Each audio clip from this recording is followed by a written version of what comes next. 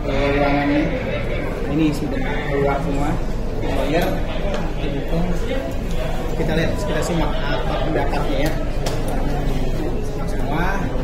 Gimana ya yang orangnya mas yang dalam ini kayak kesannya agak ribet banget ya dari pengacara Jokowi yang gemuk. Oh, yang Jokowi. Ini kita mati ini itu DPR sini. Oh ini pengacara yang DPR ini pengacara yang tadi.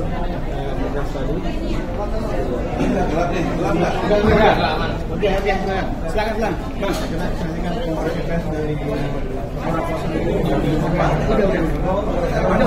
Hanya kita tadi sama Bang Azim tadi, hanya audio gitu. Sana aja nanti. Sana kita ngomong sama dia. Oke Bang. Ram. Desi. Ram. Dit, itu Dit. Mediasi yang keempat. Dit, bukurnya. Dit, di bukurnya. Bukurnya itu tuh.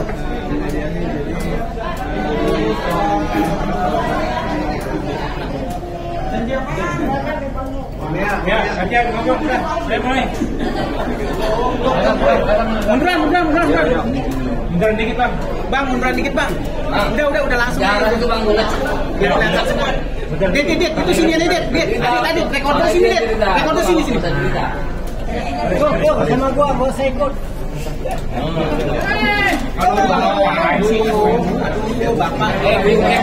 Buyung Teko sini. Sebentar. Ini biar lo masuk sini, gue tahu. Enggak apa-apa. Buyung Teko. Kurang mundur ya. Oke, siap ya. Oke, Silakan. Mulai. Enggak masuk dong.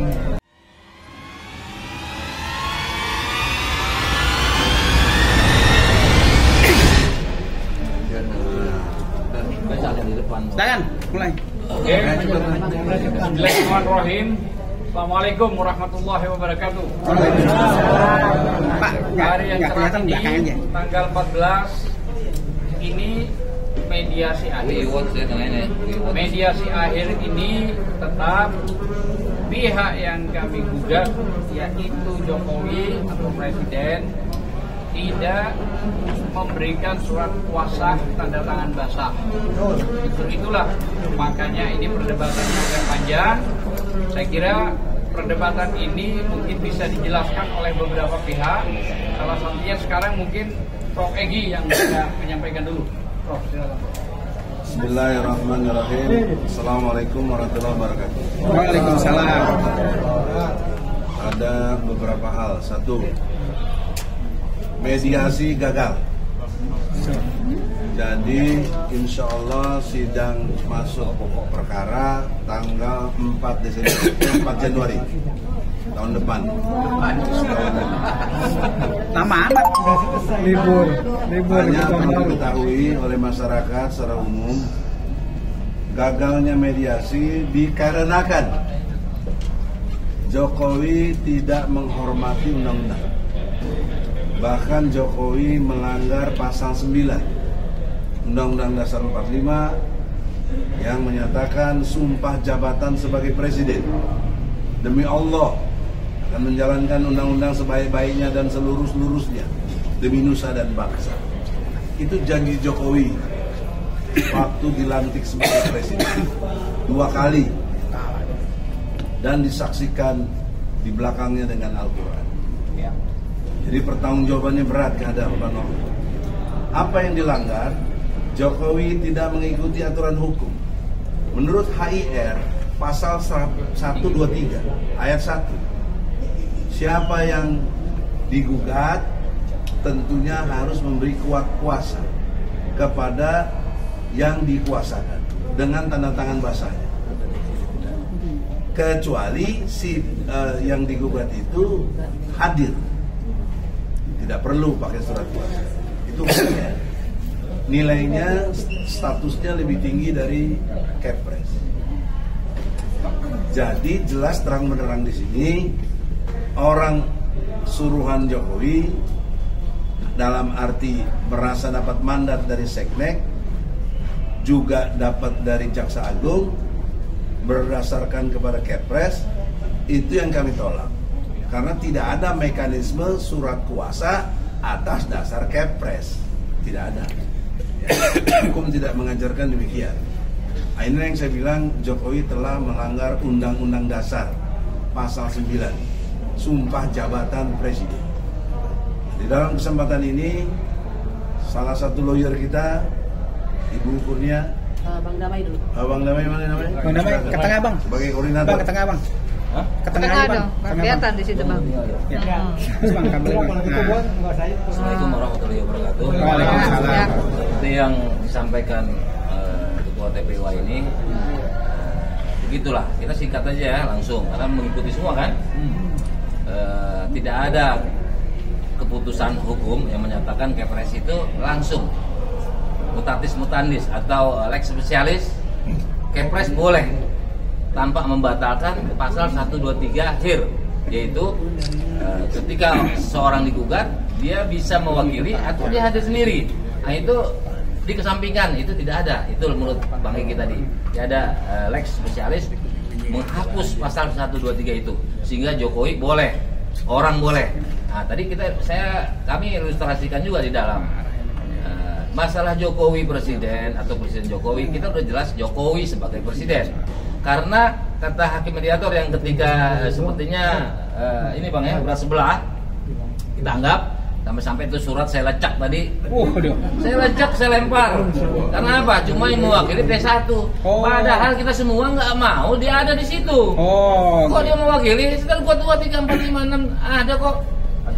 Ya nggak diakui. Itu kan berarti penggiringan supaya diakui. Buktinya dia mediasi ikut. Buktinya saya yang neken. Kita nggak mau tadi yang neken dengan ini ya dari pihak kita. Nah itu sampai juga saya diingetin Bang Egy itu. Ini maaf nih subjektif. Saya juga bilang sama hakimnya. Nah, apa nih? Saya baru inget nih. Nah itu sebetulnya Bang Egy yang ingetin itu kita yang uji di ujian dulu advokat. Yang advokat. Udah jadi hakim lah. Udah jadi hakim. Langsung di PN lagi. Cakep ya. Cakep itu. Artinya mungkin jenius. Pengadilan kita berhasil. Pengadilan berhasil. Jadi selanjutnya kita menolak itu, menolak semua. Nah, tapi dia menyatakan pendapat dia bisa bahwa itu karena digugat presiden ini. Tapi baca dong uraiannya presiden yang namanya Jokowi, dia memasukkan menurut bukti yang kami dapat itu. Nah saya dulu analogikan, saya ikut nih nomenklaturnya bahwa ini adalah presiden sebuah lembaga. Ketika perusahaan digugat itu juga perusahaan yang digugat. Tapi kan yang muncul itu kan manusia yang neken, direkturnya. Sehingga kalau maaf saya bilang tadi, ibarat direktur mati atau presiden mati atau udah lengser, penggantinya adalah presiden yang menjabat itu, direktur yang menjabat itu. Nggak ngerti-ngerti juga. Akhirnya rame tadi gebrakan meja. Pak Ajam marah, Bang Egy juga sampai bilang nyebutnya bro. Jadi hakim dipanggil bro sama Bang Egy. Bener. Kan kalau saya lupa situ. Ini udah nggak ada di bawahnya. Kita sama-sama penegak hukum. Bang Egy selalu mengingatkan itu. Pasal 27 Undang-Undang UUD 45 ayat 1 tentang equalitas before the law. Equality before the law. Orang kita diusir, kita tahan. Nah, kita tadi ada yang diusir. Orang kita dikasih kuasa sama Bang Egy. Bang Egy benar. Dia kan jiwanya progresif, revolusioner. Saya kasih kuasa pakai lisan. Itu memang diatur HIR. Oh, jangan begitu dong. Iya, kenapa ini ditaruh di sini T1? Enggak ada kuasanya. Iya. Jadi yang mau diusir ini lah mukanya. Nah, ini namanya Arif. Kurang F doang. Tapi kalau pasal bisa salah tuh. Nah, demikian ya. Saya rasa nanti deadlock. Udah deadlock lah ya. Nah, nanti tanggal 3 Januari ya kesepakatan kita. Nah, ini tanggal 4 dia nggak mau, tanggal Rabu dia nggak mau. Nah, ada acara khusus. Nah, ini kita serahkan kepada Pak Ajam dulu. Silakan Pak Ajam. Ya, untuk selanjutnya ada advokat yang hadir juga. 4 juga tadi menjadi konflik karena hakim mediator itu mempertanyakan nama tersebut. Nah, akhirnya setelah terjadi perdebatan yang cukup panjang dan seru, akhirnya dia nggak berdaya. Silakan. Oke, assalamualaikum warahmatullahi wabarakatuh. Waalaikumsalam warahmatullahi wabarakatuh. Masih semangat? Masih. Takbir, Jokowi turun. Ya, saudara-saudaraku sekalian. kita hari ini sudah tahu bahwa kita hadir di sini adalah sidang gugatan PMH, ya, ijazah palsu jilid 3, oke? Dan subjek hukumnya adalah Joko Widodo.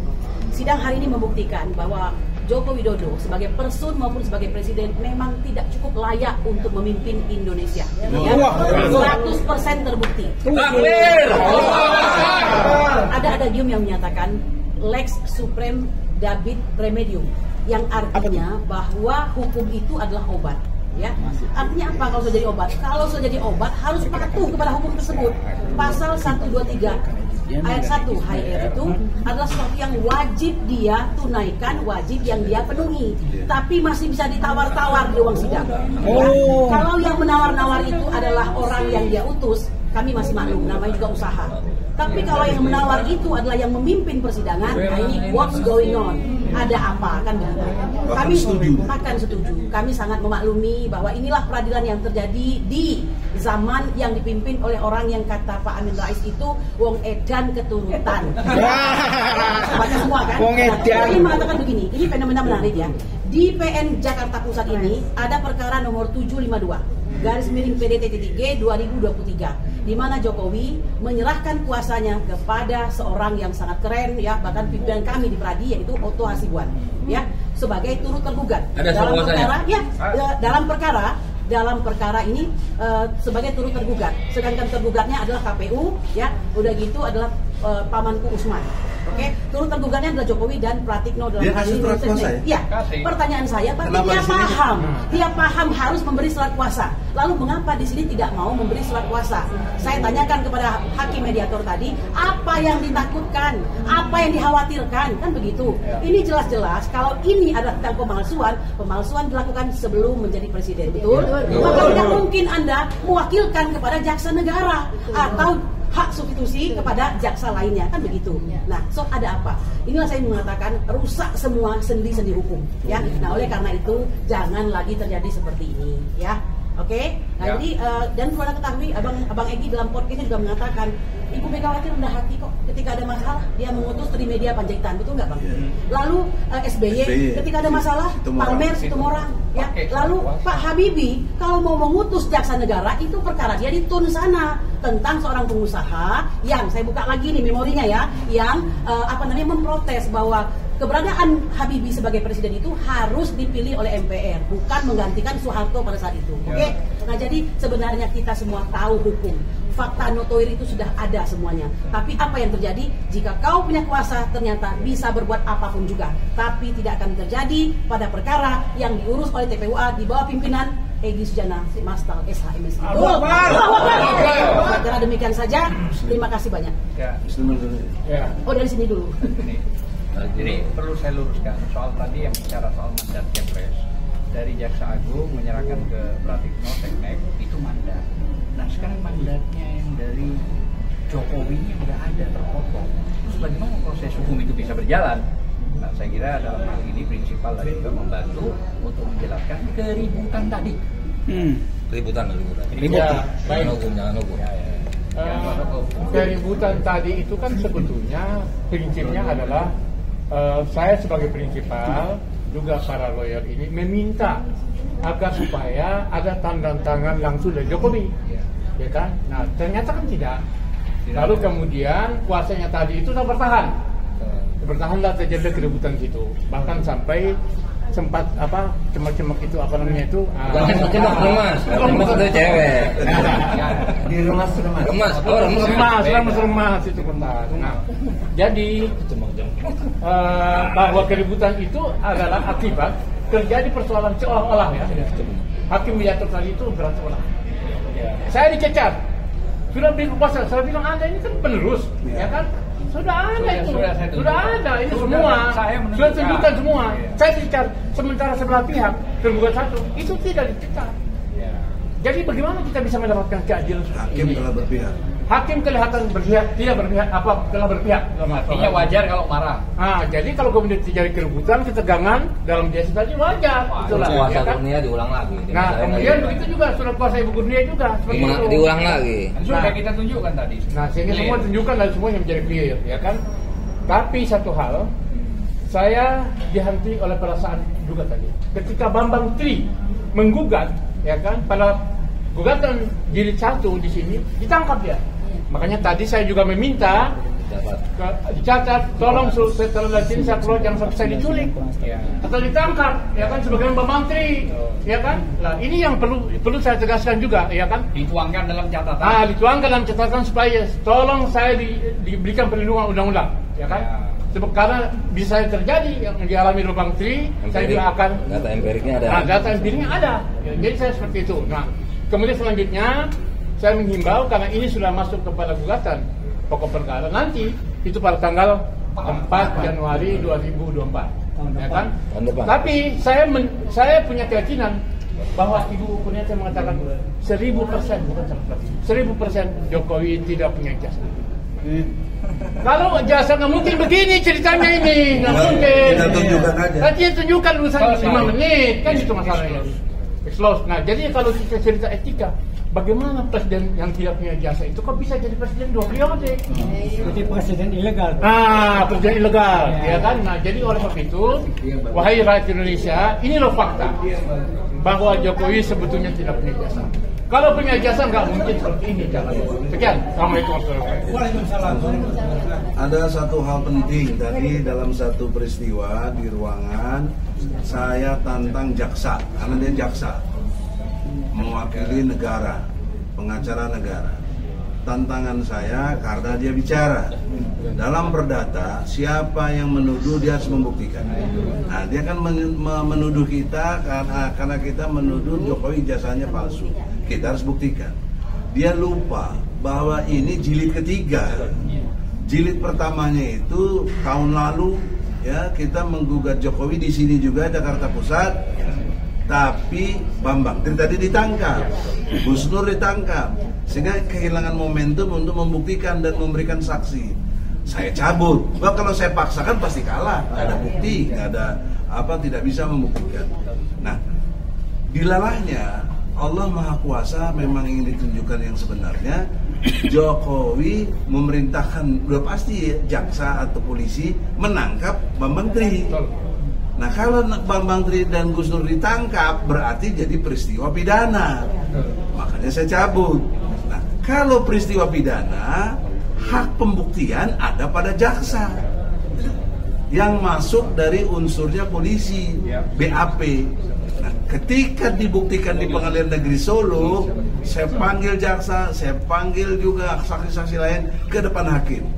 Saya nanya pada mereka, mana ijazah asli Jokowi? Jaksa komentarnya hanya sederhana, saya cuma ada ini bang yang dapat dari polisi. Ini tuh apa? Fotokopi. Ijazah Jokowi yang dilegalisir. Saya tanya lagi, kalau ada fotokopi yang dilegalisir, aslinya ada dong? Nggak bisa jawab, nggak ada. Nah, tantangan saya tadi di sini kepada jaksa, kami sudah buktikan 5 bulan penuh sidang di Surakarta. Sekarang saya buktikan kepada kalian, depan kau nih, jaksanya nih, mana ijazah asli Jokowi? Mana? Bawa sini. Masuk kita pokok perkara. Nggak bisa dia. Nah, betullah kata Muslim, 1000%, mungkin 1.000.000% Jokowi nggak punya ijazah. Kalau punya, segera tunjukkan. Nah, sekarang ada sesepuh kita terakhir, bagaimana yuk sama-sama dari orang Jawa, Solo sana. Kenalin Solo. Assalamualaikum warahmatullahi wabarakatuh. Saya sebagai Ketua PWJI, Paguyuban Warga Jogja Istimewa, yang memberikan pemahaman hukum kepala desa seprovinsi DIY. Mengapa? Keistimewaan Yogyakarta adalah pernah membiayai pendirian negara ini dari tahun 1945 sampai 1955. Itu pemilu pertama. Kenapa? Karena NKRI berdiri belum punya APBN. Ditanggung oleh Kasultanan Mataram Islam Ngayogyakarta Hadiningrat. Sehingga pendirian negara ini didirikan oleh rakyat.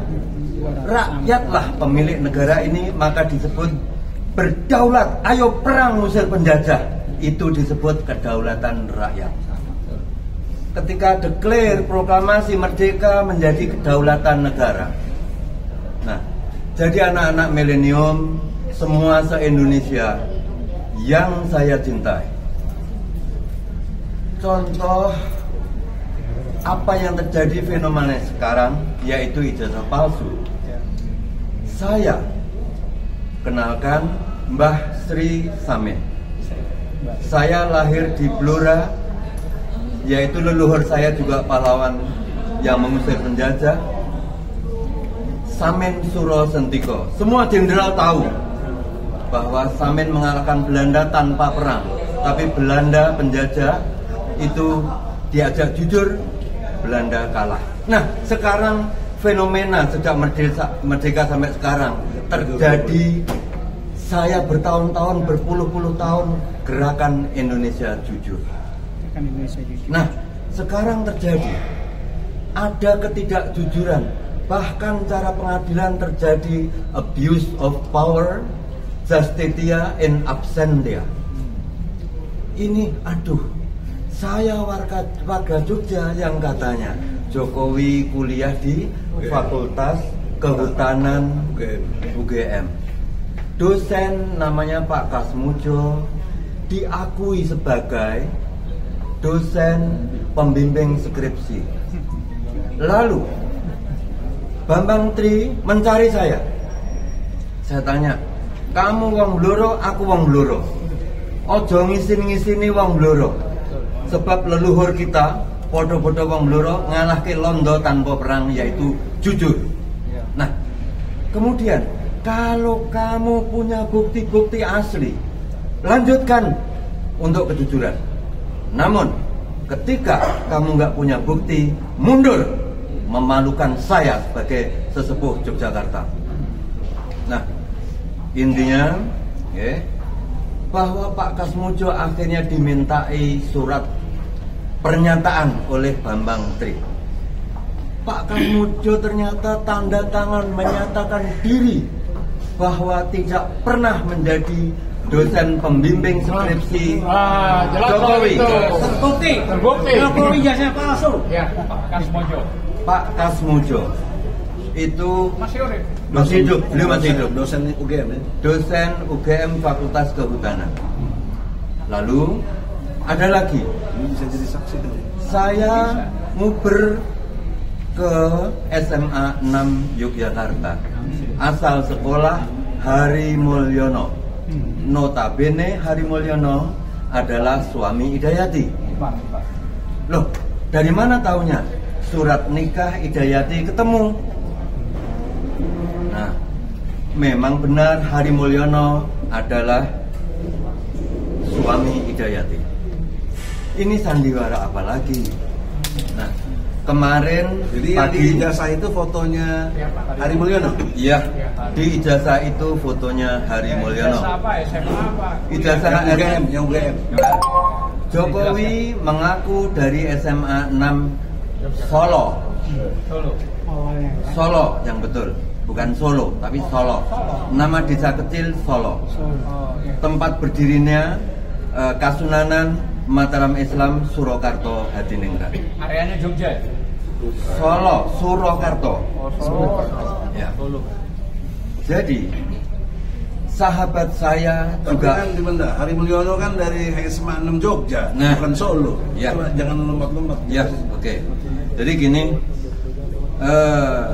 sahabat saya di SMA 6 Yogyakarta itu tanya, mana ada di sini siswa namanya Joko Widodo? Semua tanya. Bahkan tadi yang tua itu SMA 6 Yogyakarta. Sabak ke sini tadi. Ada. Sekarang nunggu di parkiran. Dia menyatakan nggak punya adik kelas yang namanya Joko Widodo. Ya. Jadi itu. Dan beliau kemarin sudah saya bicara dengan Profesor Dr. Egi Sujana SHMSI. Bisa jadi saksi. Beliau siap menjadi saksi. Nah, jadi semua akan terungkap. Hari ini kita didoakan orang se-Indonesia, saudara se-Indonesia, tentang gerakan Indonesia Jujur. Ya. Maka dalam hal ini jangan sampai kita mati dalam keadaan bohong, tapi kita mati dalam keadaan jujur. Kebenaran Tuhan, Tuhan itu benar, hantu itu salah. Kebenaran Tuhan bukan pembenaran hantu. Tuhan itu benar, hantu itu salah. Tuhan itu baik, hantu itu buruk. Tuhan itu jujur, hantu itu bohong. Nah, jadi ini saya belum berani menyatakan Jokowi hantu. Belum menyatakan. Namun apa yang diutarakan para senior pakar hukum tata negara, HTN, pakar hukum konstitusi negara, HKN, dan HAN, hukum administrasi negara, bahwa Jokowi ini banyak melakukan PMH, pelanggaran perbuatan melawan hukum. Nah, untuk itu saya sebagai warga Yogyakarta, dulu Bung Karno digaji oleh Kesultanan, menteri, seluruh kabinetnya, kepala lembaga tinggi negara, termasuk pengadilan, Mahkamah Agung, semua digaji oleh Kesultanan Jogja.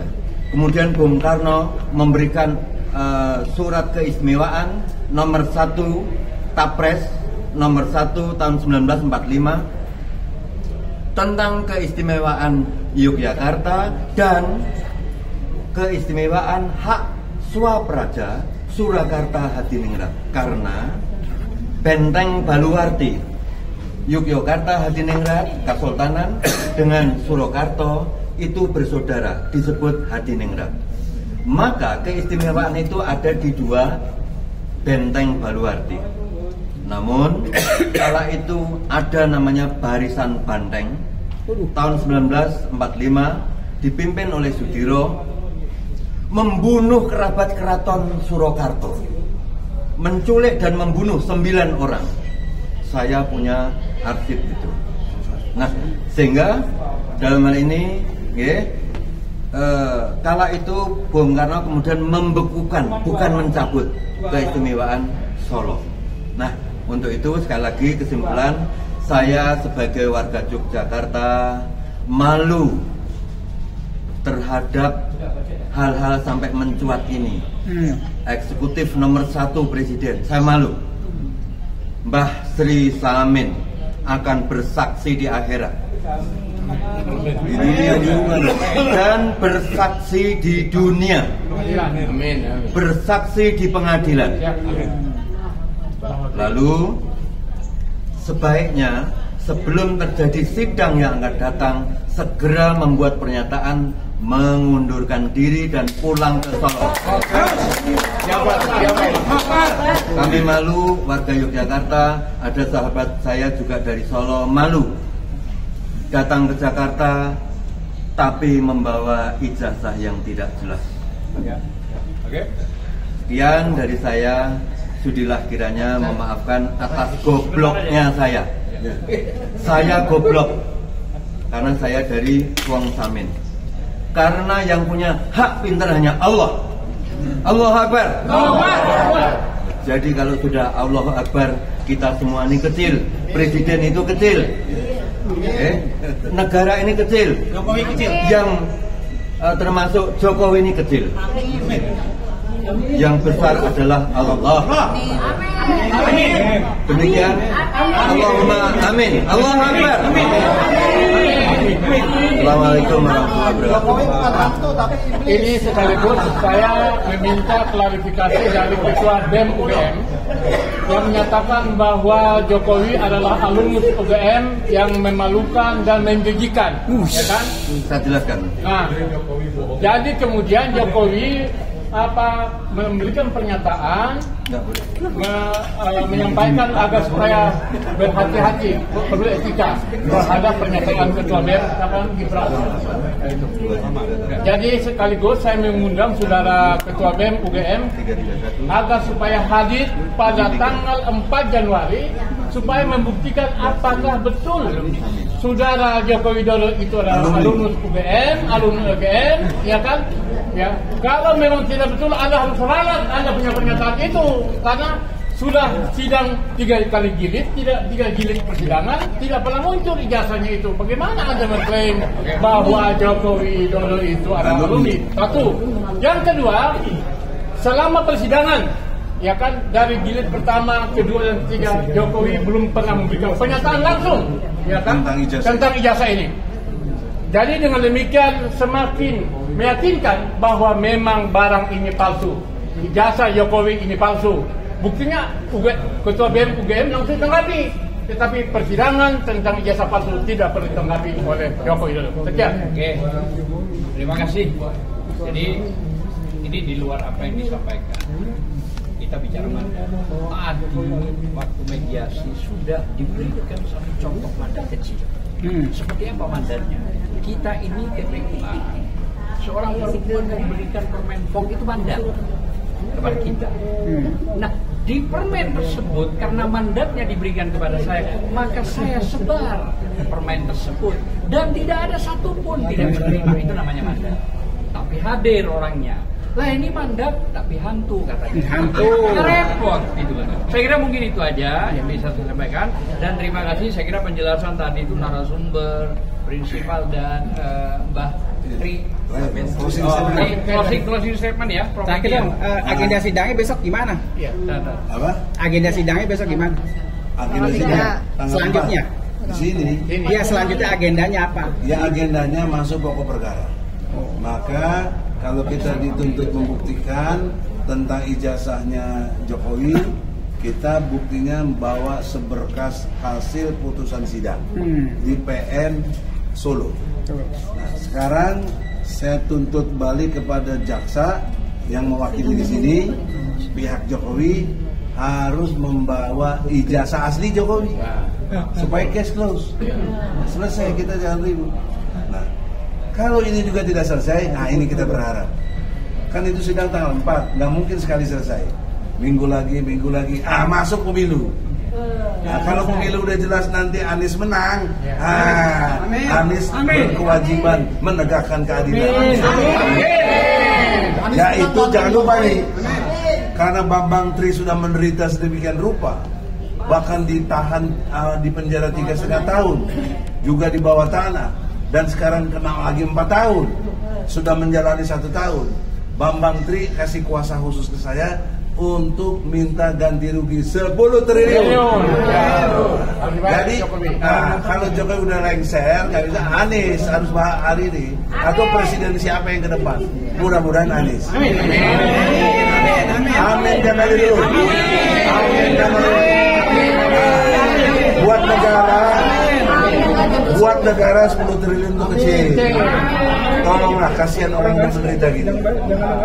Jadi insya Allah ini potensi kita dapat rezeki besar dari Amin. Dengan demikian, saudara-saudara bantu doa dalam waktu dekat, dan sampai nih 2 bulan ke depan udah jelas siapa presiden kan?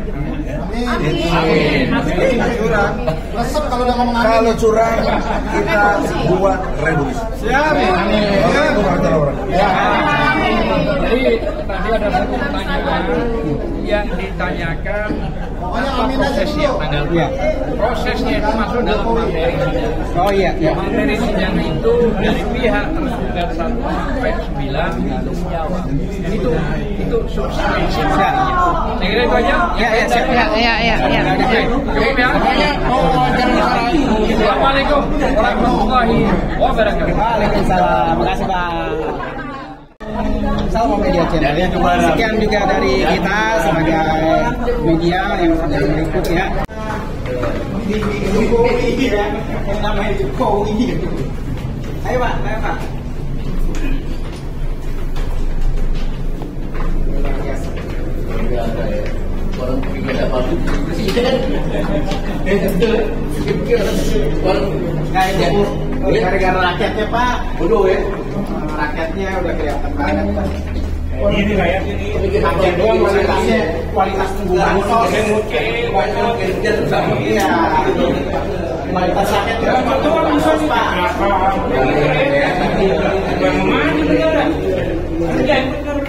Jadi kalau ada tinggal pilih siapa. Kayak itu freeport itu kalau orangnya berkegiatan ini